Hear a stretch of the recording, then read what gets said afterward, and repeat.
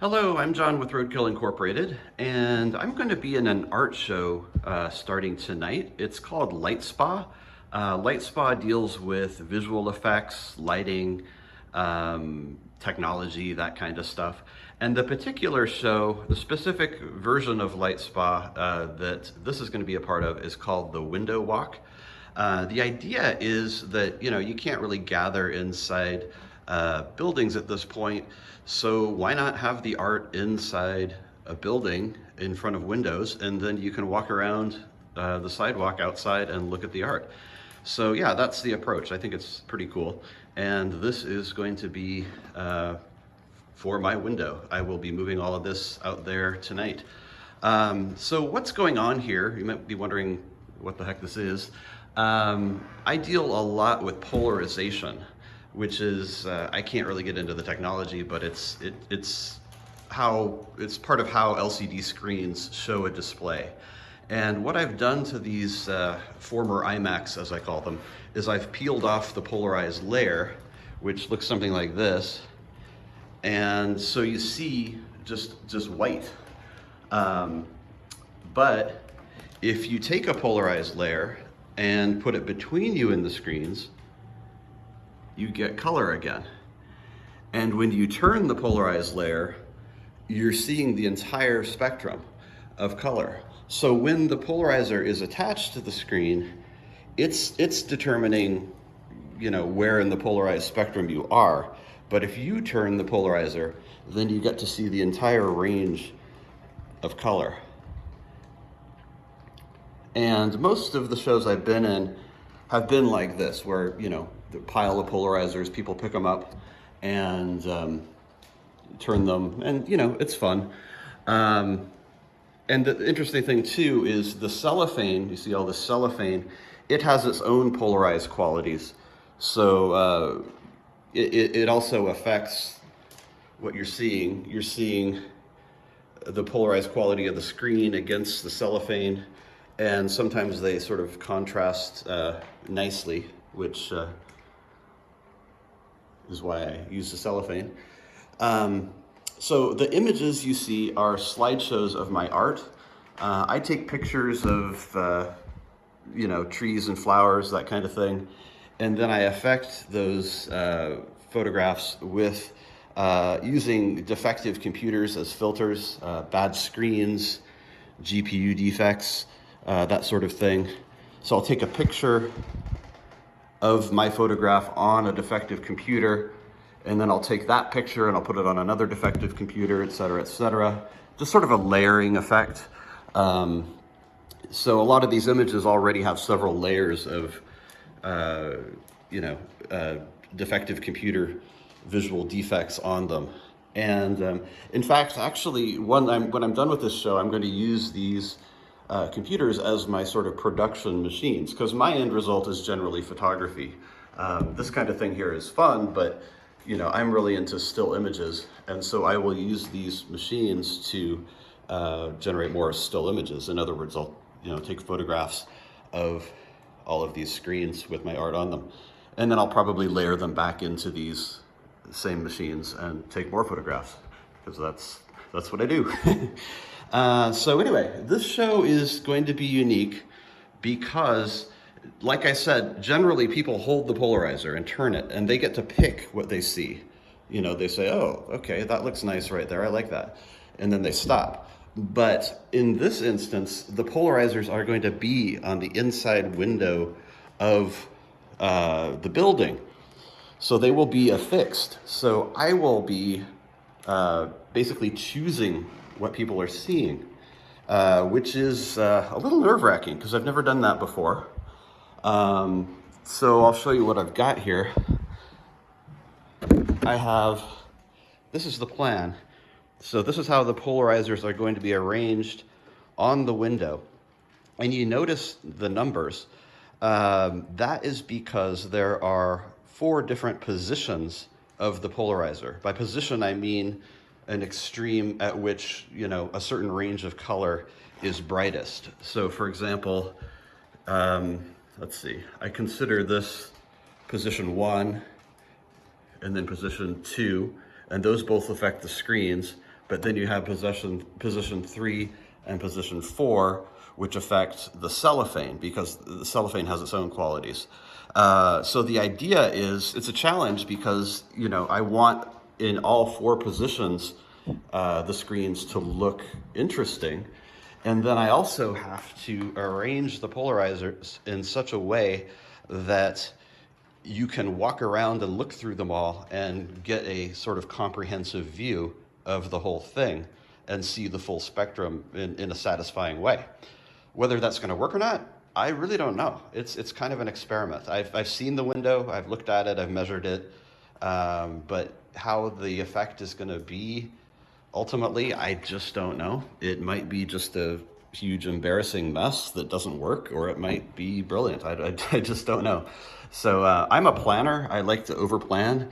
So yeah, this makes me a little nervous doing this because there's a certain element of the unknown that I'll be dealing with here.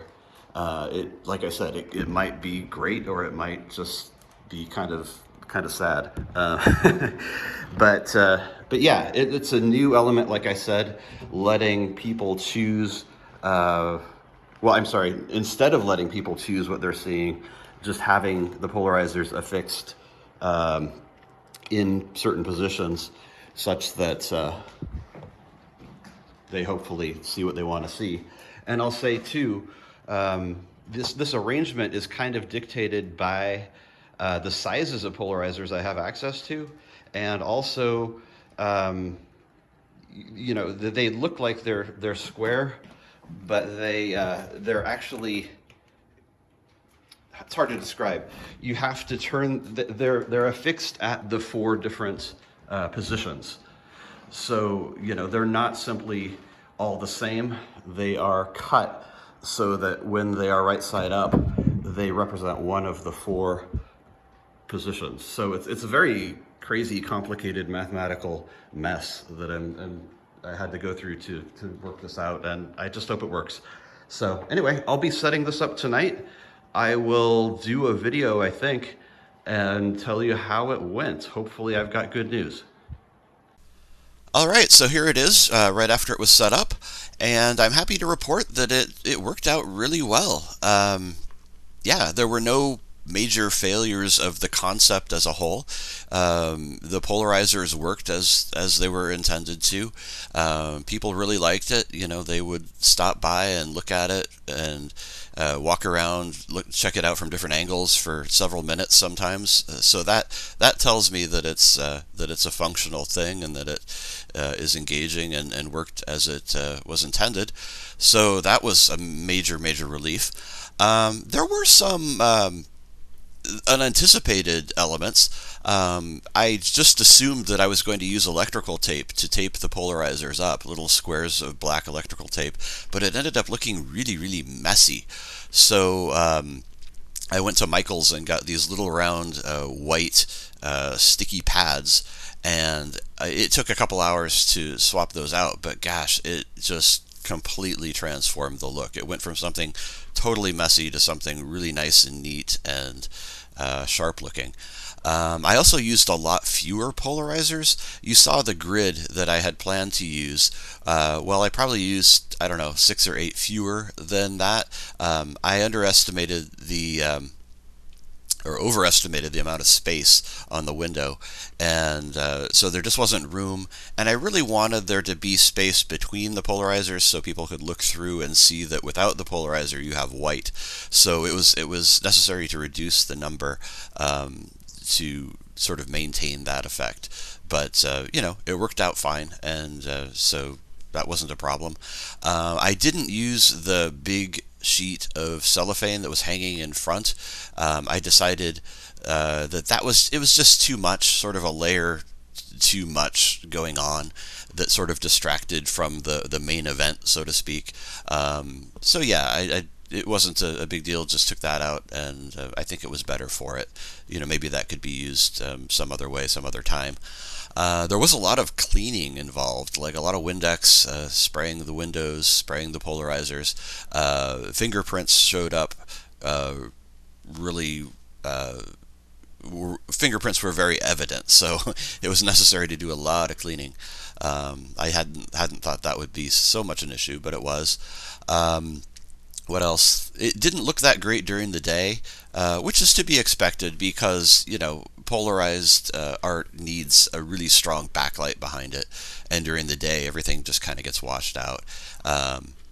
It didn't look bad, but at night the effect was so much stronger.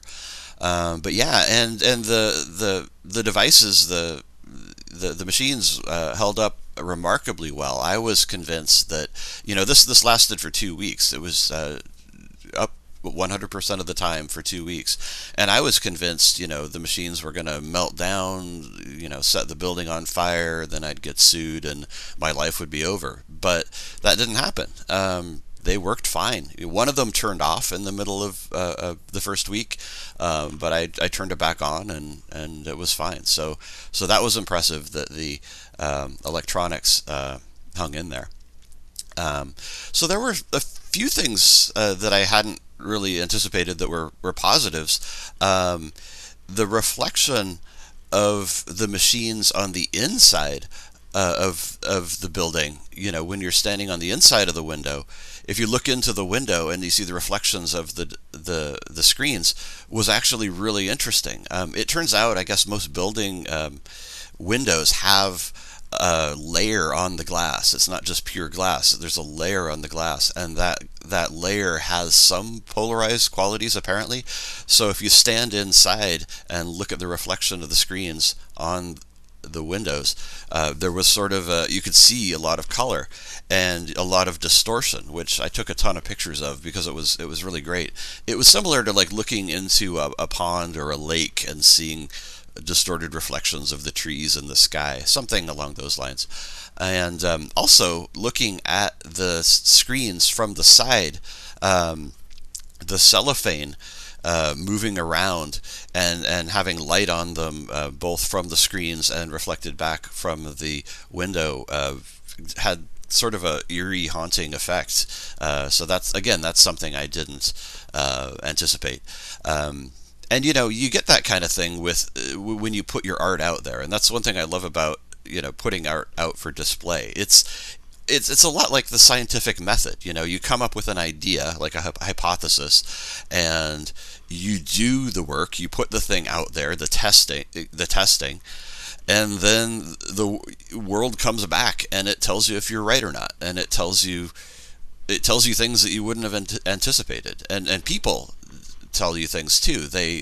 You expect that, it's funny, you kind of, as an artist, there's this idea that the artist is showing the world something, is teaching the world something, but I really find that it's a two-way street in that respect. You put your stuff out there, and then people teach you things. The world teaches you things. You expect them to react a certain way, but then they do something else with your art that you just wouldn't have guessed. They look at it from a different angle. Hard to come up with examples, but you know what I mean. Things work that you didn't realize would work, and things don't work that you thought were givens. So it's always a really educational experience to get that kind of feedback, and it's really valuable too, because you can go into the next project, the next scientific test, so to speak, with that new information. So always thinking about the future. It's hard to say what I'll do next. I've been going bigger and bigger with the screens. I don't know how much bigger I can get. I guess I could use 80-inch televisions or something. I don't know how practical that would be. This was a lot of work as it was just with these. So I don't know. Rather than go big, I might have to go small and just get into the detail or something. Polarized art is it's a fascinating technology, but it has its own limitations and constraints built in. Like I said, you have to have that super bright backlight. There are just certain things about it that make it hard to work with, and you just can't do some of the fantastic things with it that you might like to. So, but I do want to continue pursuing the idea of making use of things that we consider to be obsolete. That's my art is mostly aesthetic. It's about pretty pictures. But if I had something to say, it's this idea that let's take our old stuff and make it new again. These are iMacs that are getting old. You can't do most modern functions on these iMacs, and so for their original intended purpose, they're not so useful. But you change the purpose, you change the intention, and suddenly these machines are, art production devices that could be used for 50 years in their new function. So the idea of obsolescence is not inherent in the device. It's not inherent in the electronics. The idea of obsolescence is in our minds. And if we can switch the purpose, switch the function in our minds, then everything is new again. Everything is usable again. And so that's a theme, especially as a laptop refurbisher, taking trash and fixing it and putting it back into the world. That's a theme that I want to continue to pursue. So anyway, thank you for watching. If you've got this far, I really appreciate it. I'll leave you with slideshows and videos of art, either created to be displayed on these machines or created by these machines, photographs of what these machines were producing. So thanks again.